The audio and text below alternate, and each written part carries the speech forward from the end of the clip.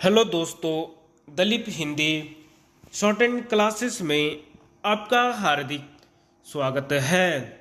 दोस्तों, आज की डिक्टेशन दैनिक जागरण की संपादकीय डिक्टेशन है।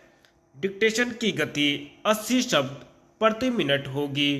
डिक्टेशन स्टार्ट करते हैं 5 सेकंड बाद।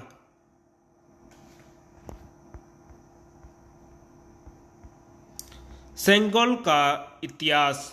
कांग्रेस का यह दावा चकित करने के साथ ही कई सवाल खड़े करना वाला भी है कि स्वतंत्रता के समय प्रधानमंत्री जवाहरलाल नेहरू को जो सेंगोल यानी राजदंड प्रदान किया गया था, उसका सत्ता हस्तांतरण से कोई संबंध नहीं। यदि यह सच है तो फिर नेहरू जी ने उसे स्वीकार क्यों किया था? बीते दिनों सेंगोल के बारे में जानकारी देते हुए गृह मंत्री अमित शाह ने जो फोटो जारी किए थे, वे तो यही बता रहे कि आखिर यह समारोह क्यों हुआ था और उसका क्या अभिप्राय था। ध्यान रहे कि यह समारोह उसी समय हुआ जब 15 अगस्त को आधी रात सत्ता हस्तांतरण हो रहा था। कांग्रेस को यह भी बताना चाहिए कि तमिलनाडु में निर्मित यह सेंगोल जवाहरलाल नेहरू और फिर उनके पास से इलाहाबाद संग्रहालय तक पहुंचा कैसे? समझना कठिन है कि कांग्रेस सत्ता हस्तांतरण के लिए महत्वपूर्ण प्रसंग की अनदेखी क्यों करना चाह रही है। कहीं इसलिए तो नहीं कि नेहरू जी ने सेंगोल को वह सम्मान नहीं दिया जिसका वह हकदार था। वह उनकी निजी संपत्ति जैसा बन गया और फिर उसे इलाहाबाद संग्रहालय बेच दिया गया। वहां उसे सोने की छड़ी के रूप में प्रदर्शित किया गया। निसंदेह यह भी एक रहस्य है कि सेंगोल को राजदंड के स्थान पर चलने की छड़ी यानी बेत के रूप में क्यों परिभाषित किया गया। कहीं इसका कारण यह तो नहीं कि नेहरू जी सेक्युलरिज्म की जिस अवधारणा से प्रेरित थे, उसमें उन्हें सत्ता हस्तांतरण की यह प्राचीन परंपरा रास न आई हो।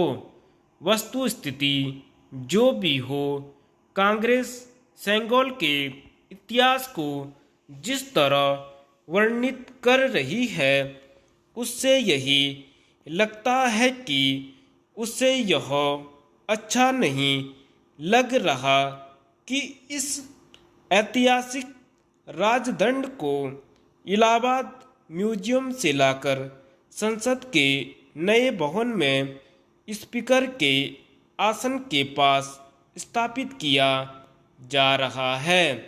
समस्या केवल यह नहीं है कि सेंगोल के इतिहास को तोड़ा मरोड़ा गया, बल्कि यह भी है कि उसे जनता से छिपाया भी गया।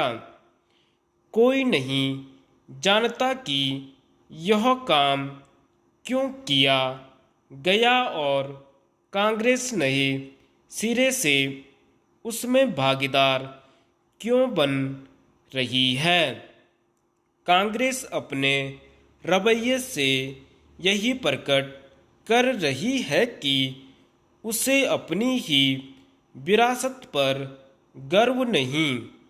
अच्छा होता कि वह सेंगोल के मामले में विचित्र तर्क देने के स्थान पर मौन रहती, लेकिन शायद उसे अपनी विरासत के साथ देश की संस्कृति और परंपराओं की उपेक्षा करने की आदत सी पड़ गई है।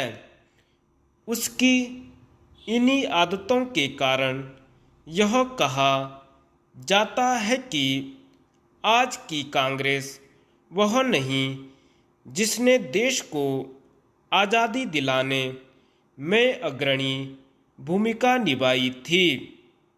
यह अच्छा नहीं हुआ कि कांग्रेस ने पहले संसद के नए भवन के उद्घाटन के बहिष्कार का फैसला किया और फिर सेंगोल के इतिहास की अलग व्याख्या करने में जुट गई। धन्यवाद।